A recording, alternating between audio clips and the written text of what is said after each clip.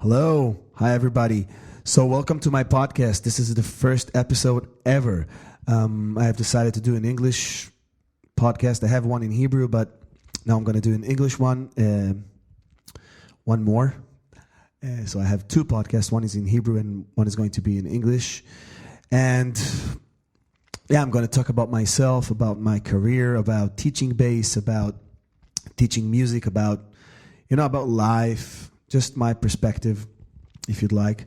So I'm going to start with a jazz standard or just a free improvisation or something like that, and then I'm going to talk, obviously, and I'm going to end with a tip regarding the bass, bass playing or just music in general. And yeah, that's it. It's going to be short episodes, I guess, 15 minutes, something like that. Yeah. So first thing I wanted to talk about is, the start, the beginning. It seems that a lot of people have issues with the beginning, just to start something. They have a good idea, but they let all the technical stuff hold them back. So let's take this podcast, for example. I don't know a lot about video editing and audio recording. I mean, I know some. I mean, I'm a musician, but it's not the best. I'm aware of that. I produce it by myself. So yeah, I mean, there are a lot of reasons why not to do it, but there are good reasons to do it. And I just, it's almost if I'm trying to act, just acting a little bit stupid, I'm just going to do it. I'm going to do it even if my English is not perfect, even if I don't have the right equipment or the right angle or the right lighting, but I'm still going to do it because something inside me wants to express myself. I want to express myself. So I'm trying not to let the technical issues, and I hope it sounds good. I mean, I hope it sounds okay and that I'm fluent and that I'm interesting, but I'm going to do it anyway. I'm not going to lie. I'm going to be happy if I get a lot of views and a lot of comments. I'm not going to lie. It's going to be great. But even if it's not going to be very, very successful, I'm going to do it because it's a way for me to express myself. And I think that is what you need to focus on. What is the purpose of what you're doing? And if the purpose is to express yourself and you have decent audio and you have, ideas worth that, even if you're the only one who thinks it's worth listening to, do it. Just do it. Just start. And it's going to be crappy at the beginning. It's not going to be good.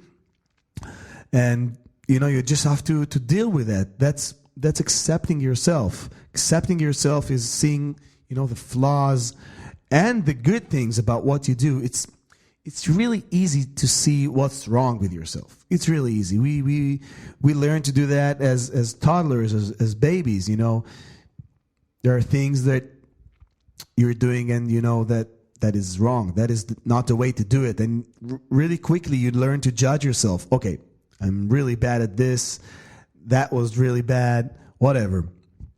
But I think that we all need to practice, seeing at least one or two things that are good in what we do. Even if you're the only one who thinks like that, still, that's something that is worth focusing on. And it's really important to see the good. If you like the full half glass, can you say that? Whatever. It's an expression, I think. But yeah, focus on something that is good. Choose it. Real choosing. Just grab whatever is good and focus on that. It's not going to be easy, and sometimes you're going to fail, but that's part of accepting yourself. And if you want to do something creative, if you want to do something, that's the first thing you need to do. And to me, it's really hard because I really care about what people think about me. Sorry. I really care about what people think about me, and admitting it,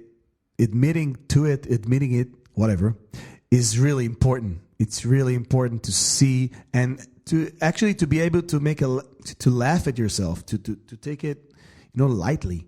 So, yeah. So my point is, just start from the beginning, and if you need help, focus on one thing that is good and focus on that. Choose to focus on that. There are always reasons not to do something. And, people might laugh at you. People might, write a mean comment. I remember when I just started my YouTube channel, someone wrote to me, "Man, this guy looks like he needs to take a shit." I make all those faces when I play bass. And I was really offended. I was really young and insecure, and I was really offended, and I stopped doing videos for a while because I thought maybe he's right, and maybe I look like an idiot. And what I learned is not that I shouldn't care what he's saying. What I should focus on is that maybe it's true. Maybe I make terrible faces when I play. So what? That's the point. He was right. This guy looks like he needs to take a shit. He was right. But should I let it stop me from doing something? No, because first of all, maybe he's right and it's not such a big deal. And it got nothing to do with what I do. It got nothing to do with the art.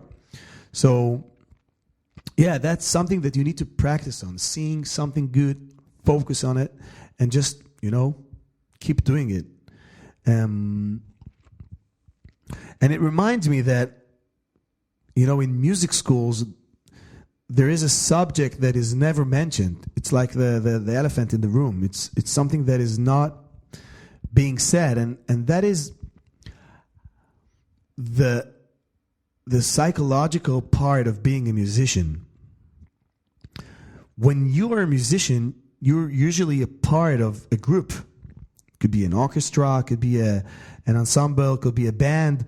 And it's really important to talk to students. I do it all the time about, being a good guy when you're in a group, just being thoughtful, being, I guess, good. Can you say that word? Good, being good. Yeah, that's really important. You need to know how to get along with people. Doesn't mean that you're not going to fail. Doesn't mean that other people are assholes and you need to adjust. But overall, being genuinely nice and respectful is really important if you want to be a part of a band or, just part of any musical group.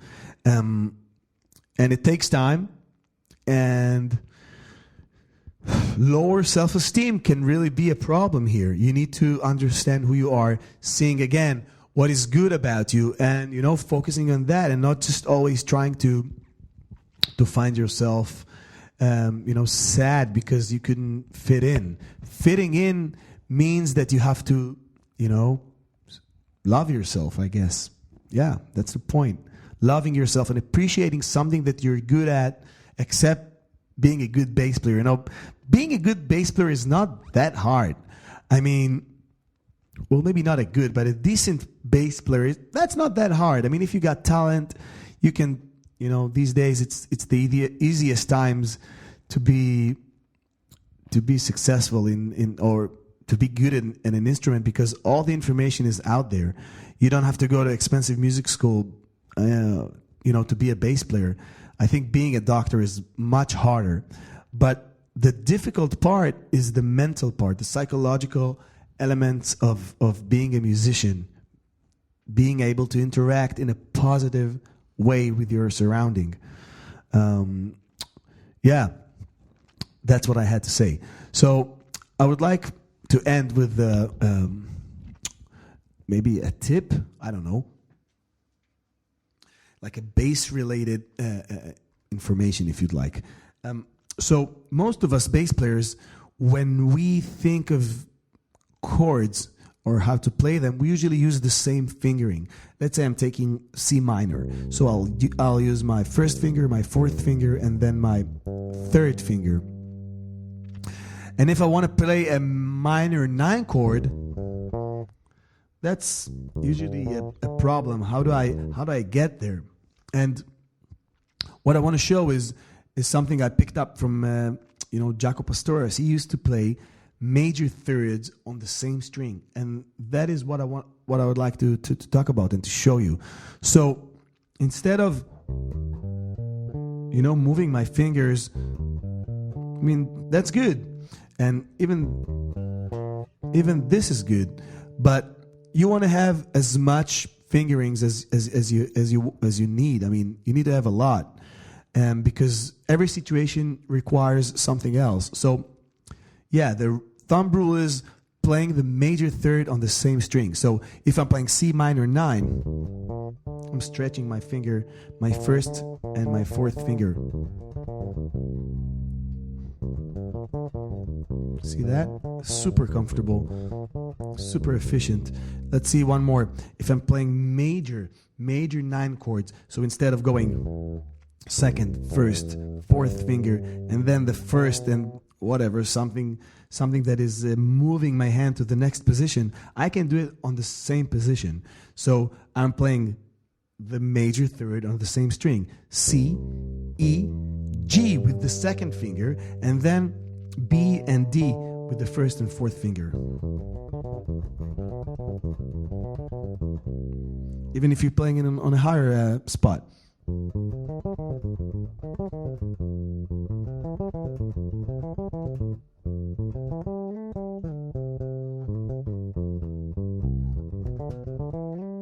So yeah, major third on the same string. That's what I wanted to show you guys.